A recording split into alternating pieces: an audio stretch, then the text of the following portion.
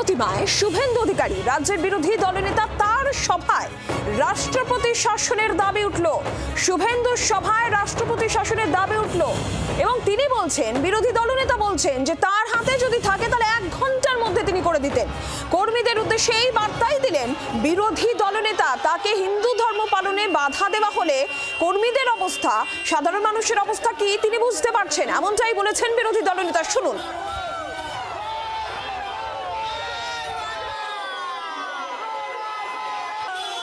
আমি যদি হিন্দু হয়ে পশ্চিমবাংলায় রায়দিঘি পাথর প্রতিমায় আমার ধর্মাচরণ করতে না পারি, আমার হিন্দু ধর্ম পালনের ক্ষেত্রে যদি বাধা দেওয়া হয় আমার মতো লোককে, তাহলে আপনারা হিন্দুরা এখানে কিভাবে আছেন সহজেই অনুমেয়।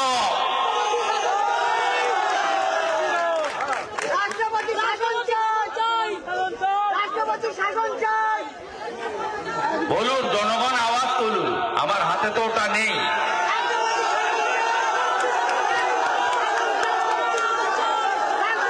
রাষ্ট্রপতি শাসন চাই, আমার হাতে থাকলে ওটা 1 ঘন্টা লাগতো। রাষ্ট্রপতি শাসন চাই, রাষ্ট্রপতি শাসন চাই।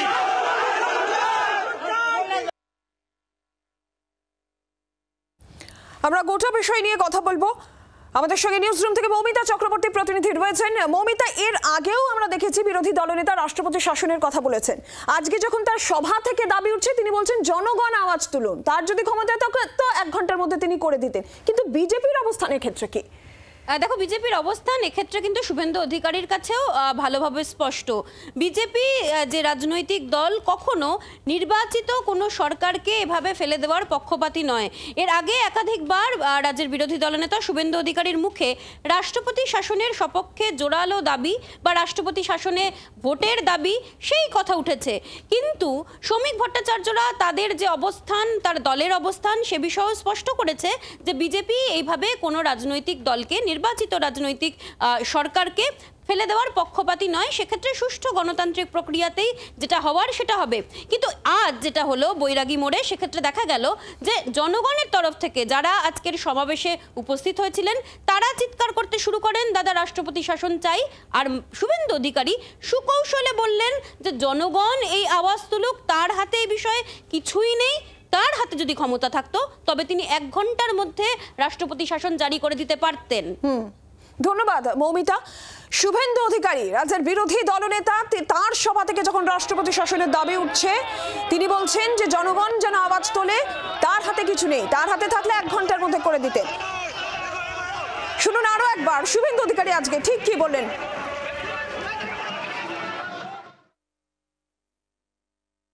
আমি যদি হিন্দু হয়ে পশ্চিমবাংলায় রায়দিঘি পাথর প্রতিমায় আমার ধর্মাচরণ করতে না পারি, আমার হিন্দু ধর্ম পালনের ক্ষেত্রে যদি বাধা দেওয়া হয় আমার মতো লোককে, তাহলে আপনারা হিন্দুরা এখানে কিভাবে আছেন সহজেই অনুমেয়।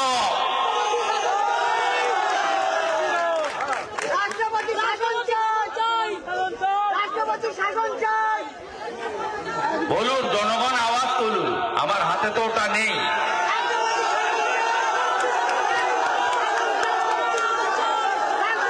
রাষ্ট্রপতি শাসন চাই, আমার হাতে থাকলে ওটা 1 ঘন্টা লাগতো। রাষ্ট্রপতি শাসন চাই, রাষ্ট্রপতি শাসন চাই।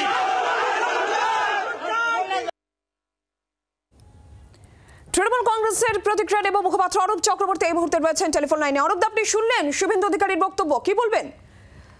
এই জন্যই বাংলায় প্রবাদ আছে যে পাগলকে সাঁকো নাড়াতে দিতে নেই।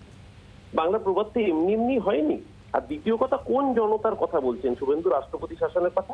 এই দক্ষিণ 24 পরগনা জেলার কতিপয় বিজেপির কর্মী তারা একটা মিটিং থেকে রাষ্ট্রপতি শাসন চাই চিৎকার করবে আর রাষ্ট্রপতি শাসন হয়ে যাবে? জনতার কথা বলতে গেলে তো জনগণের ম্যান্ডেটের কথা বলতে হবে। যে দক্ষিণ 24 পরগনা জেলার 31টা আসনের মধ্যে একমাত্র ভাঙড় বাদ দিলে সবকটি আসনে তৃণমূল কংগ্রেস জিতেছে এবং ভাঙড়ে তো বিজেপি জেতেন, জিতেছে অন্য দল।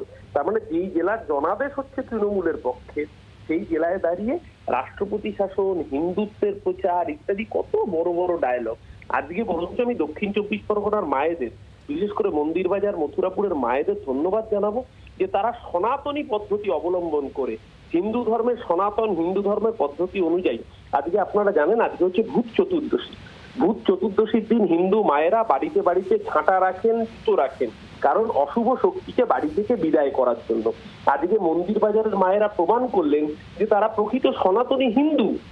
আজকে মন্দির বাজারের মায়েরা বাংলার অশুভ শক্তি, যে বাংলার 100 দিনের টাকা আটকে রাখে, যে বাংলার আবাস যোজনার টাকা আটকে রাখে, তাদের প্রতিনিধিকে সামনে পেয়ে অশুভ অতৃপ্ত প্রেতাত্মাকে ঝাঁটা জুতো দেখিয়ে প্রমাণ করলেন যে দক্ষিণ 24 পরগনার মাটি বাংলার ঐতিহ্যের মাটি। এই মাটি বাংলার স্বাধীনতা আন্দোলনের গর্বের মাটি, যেই মাটি চিরকাল অত্যাচারের বিরুদ্ধে রুখে দাঁড়িয়েছে। রাষ্ট্রপতি শাসন করে ভোট, এফআইআর করে ভোট, মানে এফআইআর করে ভোট চুরি করবে আর নইলে পরে গায়ের জোরে ডাকাতি করবে রাষ্ট্রপতি শাসন করে। বাংলার মানুষ এদের মুখে ওই ঝাঁটার বাড়ি মারবে। আজকে দক্ষিণ 24 পরগনার মায়েদের হাতে ঝাঁটা ছিল প্রতীকী। এই ঝাঁটা ভূত চতুর্দশীর ঝাঁটা, এই ঝাঁটা বাংলার সনাতনী ঐতিহ্যের ঝাঁটা। এই ঝাঁটার বাড়ি শুভেন্দু অধিকারীর মুখে পড়েছে, আগামী 2026-এ আবার বিজেপির মুখে পড়বে। ধন্যবাদ অরূপদা আপনাকে। রাজ্য বিজেপি মুখপাত্র দেবজিৎ সরকার আমাদের সঙ্গে এই মুহূর্তে টেলিফোন লাইনে রয়েছেন।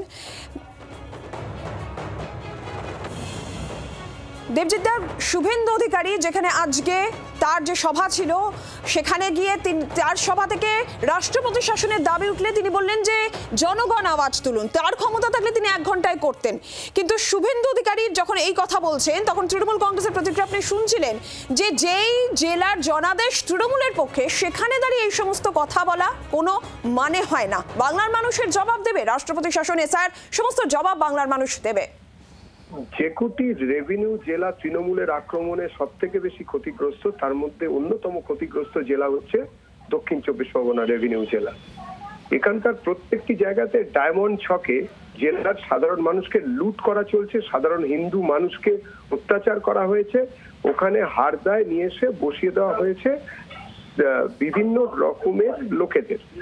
এই জায়গাতে দাঁড়িয়ে এবং রোহিঙ্গা মুসলমান অনুপ্রবেশকারীদের যে রাখা হয়েছে, তারা এবং জেহাদি শক্তি একটা বড় অংশ, তারা মিলেমিশেই আক্রমণ শানাচ্ছে তৃণমূলের নেতৃত্বে।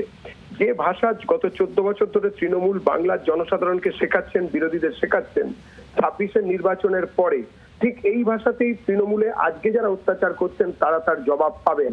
সেই সময় বিজেপিকে দোষ দেওয়া যাবে না। প্রথম এবং শেষ কথা, যে মানুষ যদি বেঁকে যায়, মানুষ যদি উত্তেজিত হয়, মানুষ যদি তার বৈধ ক্ষমতার বাইরে গিয়ে কোন সরকারকে দেখে অ্যাডভোকেসি করতে, সেক্ষেত্রে রাজনৈতিকভাবে প্রশাসনিকভাবে কেন্দ্রীয় সরকারের হাতে যা ক্ষমতা আছে তার প্রয়োগ হতে পারে। বাংলার আওয়াজ, বাঙালির আবেগ, জি 24 ঘন্টা।